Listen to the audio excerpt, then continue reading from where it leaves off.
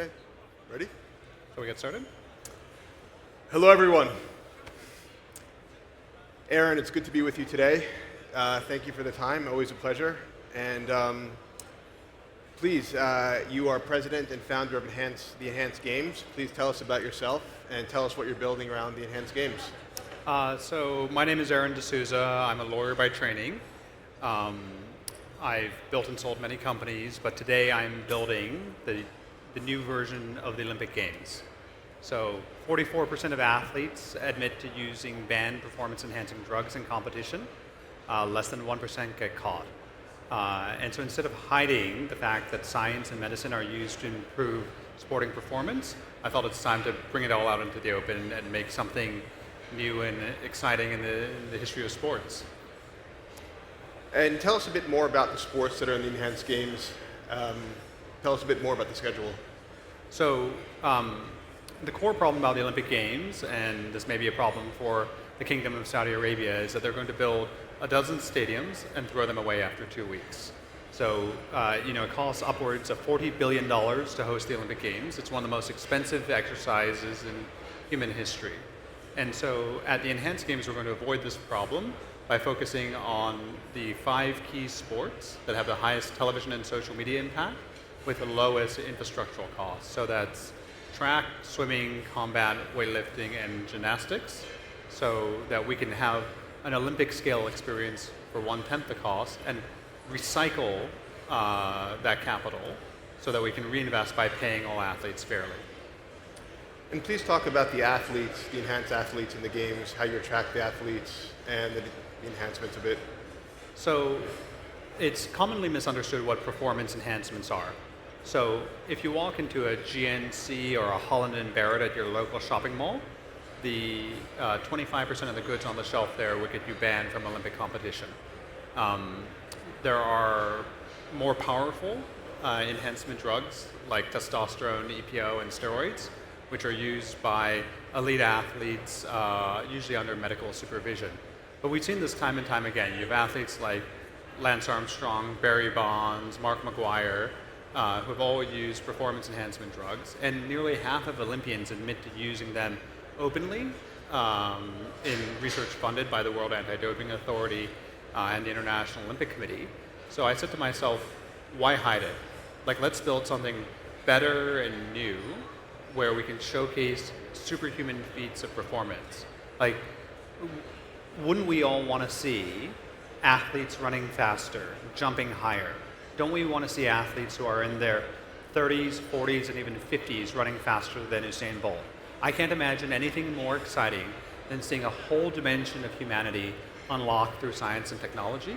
And it's so unfortunate that for really political reasons, for 4 decades now, the Olympic system has prevented growth in sports. It's prevented athletes from using the best of science and technology to improve their performance.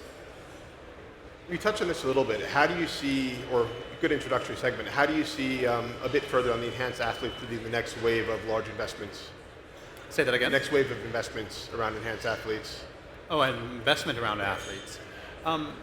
Well, ultimately, athletes today, and this might surprise many of you, don't earn very much money, right? So the best athletes in the Olympic system might earn $1 or $2 million a year. Usain Bolt in his entire career only earned $12 million. That's deeply surprising, given that also the average athlete in the US, Australia, and the UK only earns about $30,000 a year. At the same time, the Olympics are paying their top officials millions of dollars a year. The IOC president lives in a palace. He literally flies in a private jet.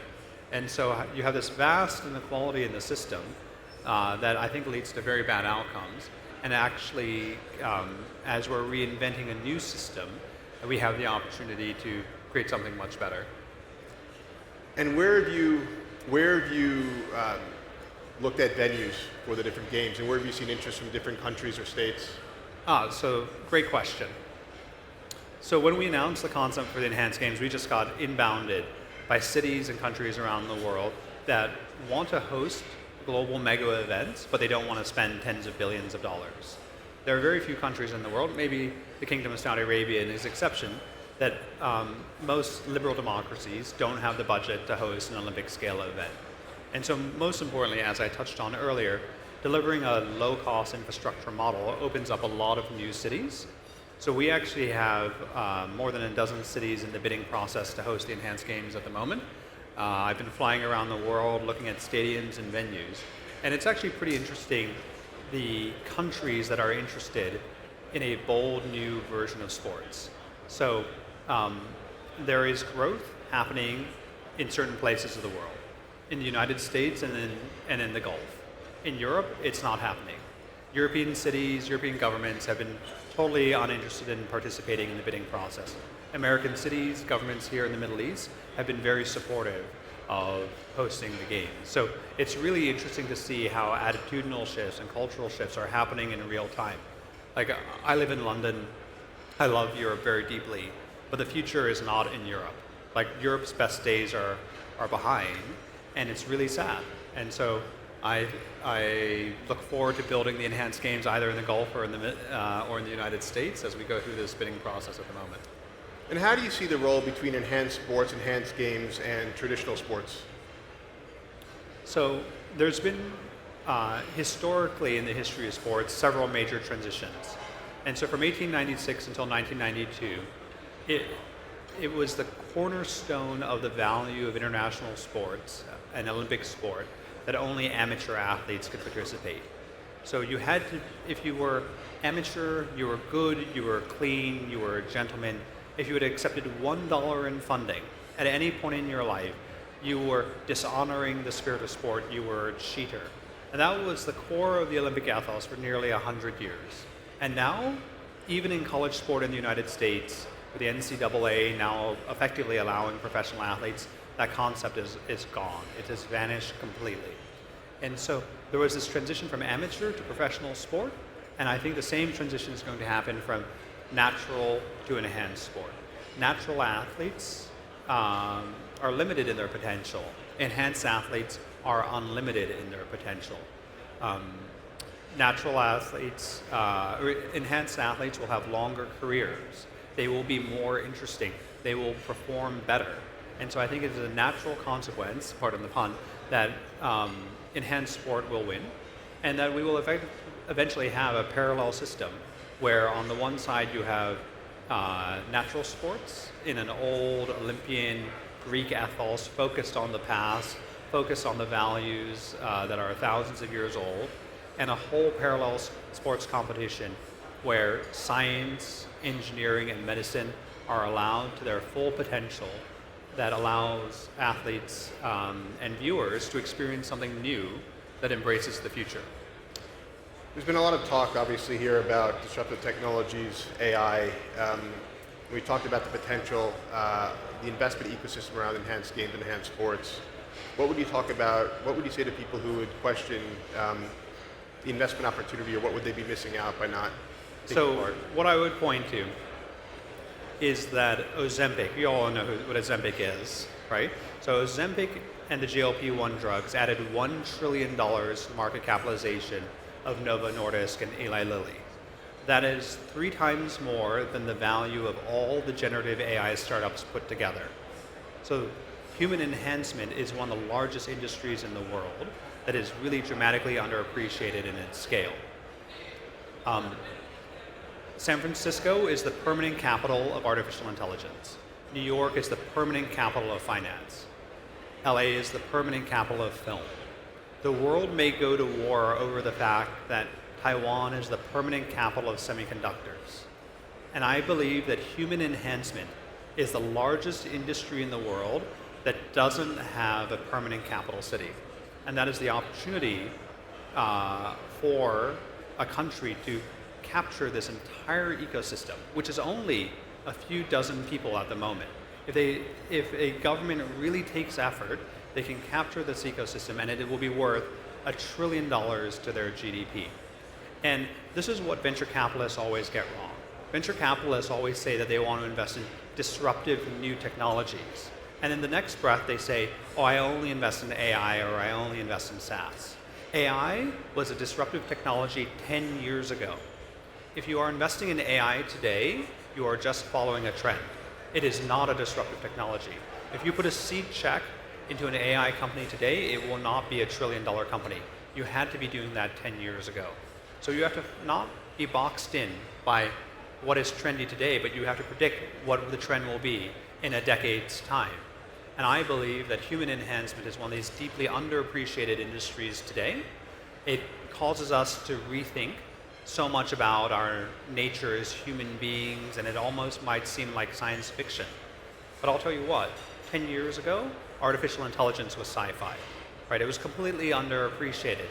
You know, people like Sam Altman and Yann LeCun were just, you know, regular guys talking, to empty stages and not even getting invited to places like FII. And now there's a whole stream here. And so you have to predict, we're at the Future Investment Initiative. So you need to invest in the future. And the future might sound like science fiction today. And if you are just investing in the trends that everyone else is doing, you are going to get it wrong. You have to find the next great global mega trend. And I can assure you that human enhancement will be it. Because ultimately, no matter what you feel about the technology, no matter how much money is made in other industries, we are all getting older. Countries are facing a demographic collapse, and we need to find solutions to that. And human enhancement and performance medicine technology are essential to it. Let's shift the conversation a little bit. Where do you see as the balance between human advancement, advancing human potential, and addressing ethical concerns around enhancement? So I think this comes to a very basic question about your ethical framework. Do you believe that an individual, an adult, has the right of control over their own body? It seems like a very simple concept, but throughout the history of humanity, the answer to that question would have generally been no. And so in the European context, really until the 20th century, the church controlled your body. It told you what you could and could not do. It's really a post-war liberalism concept. Feminism had a great part in this, my body, my choice. So I fundamentally believe that an individual adult with free and informed consent should be able to do to their body what they wish. We should be able to smoke if we want to. We should be able to drink if we want to. We should be able to go to the gym if we want to. And no government, no regulator should be able to tell us what to do with our own body. And so as such, if you believe in the right of bodily sovereignty, which I think is the most fundamental of human rights, you have to believe in the right of enhancement. You don't have to become enhanced, but you should become an enhanced. And we all are enhanced one way or another. We might drink coffee, you wear glasses. We are overcoming our limitations. And so I define enhancement as overcoming our biological limits. You couldn't sit here and read the paper in front of you if you didn't wear glasses. But God gave you eyes that are maybe a little disabled, and we can overcome those limits. So instead of just thinking, how can disabled people become fully able, let's think about how ordinary people can become extraordinary. And that's what the core value of the enhanced games is.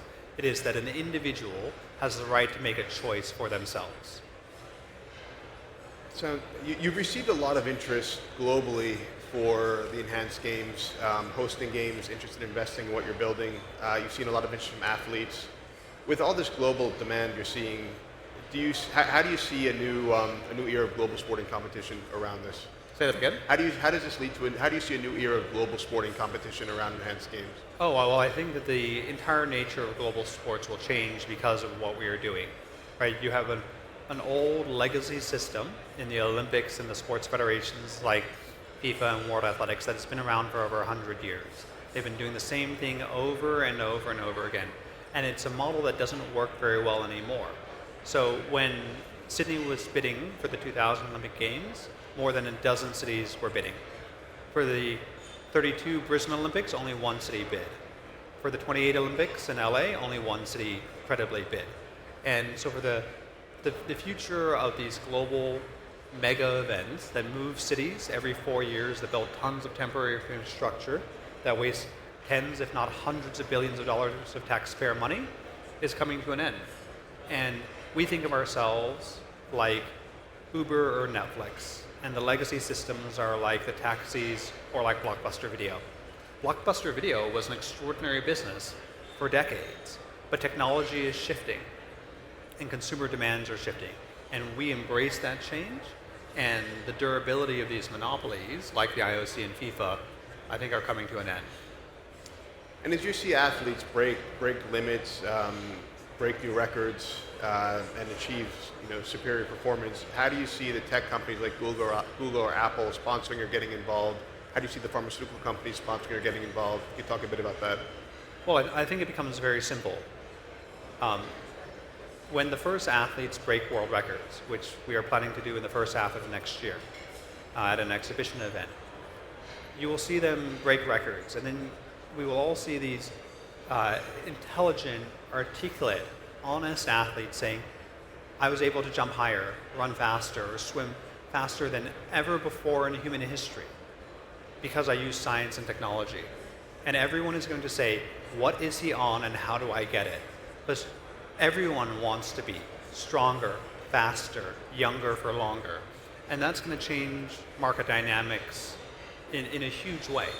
And so I can see corporate sponsors, anyone who believes in a technologically optimistic future, wanting to get behind the idea of the enhanced games. Because ultimately, if you're a company like Nike, Nike has a $114 billion market capitalization. It's built on one idea, that the fastest people in the world wear their shoes. So if the fastest athletes in the world are the enhanced games, Nike doesn't just need to sponsor, they kind of have to sponsor us because it questions the whole validity of their business model, right? And so if you're selling cars or building the best supercomputers or the best AI, you actually want to be associated with the very best. There's something very deep within us as human beings. We don't want to see the best African athlete or the best American athlete. We don't want to see the best natural athlete or the best enhanced athlete. We just want to see the very, very best, the very fastest. There's something deep in our biology that just wants to see the highest aspiration of human values. And I think that is why sponsors will come to the enhanced games in droves. And as you see, you've touched on this a little bit, but as you see athletes redefine what they can achieve, achieving maximum potential, creating new advancements, how will these athletes be viewed? Will they be inspirational? You see how athletes are celebrated today? Yeah, so the average athlete who's participating in the enhanced games today is challenging norms and conventions. They're a retired athlete, they've made good money, or they've had a career in the Olympics, and they want a second go around. They're a little bit older, they're looking for new opportunities. But I think the single greatest gift that I can give to humanity, that the enhanced games can give to humanity, is allowing a 30-year-old, then a 40-year-old, and then a 50-year-old to run faster than Usain Bolt. Because imagine the day, made possible through medicine and technology, that an athlete who is 50 years old or even 60 years old is running faster than Usain Bolt. It may sound like science fiction. You're looking at me with absolute disbelief, right? You say to yourself, how could a 65-year-old run faster than the fastest man in the world? But one day, through medicine and science and technology, it will be possible. And that will be the day that it changes everything.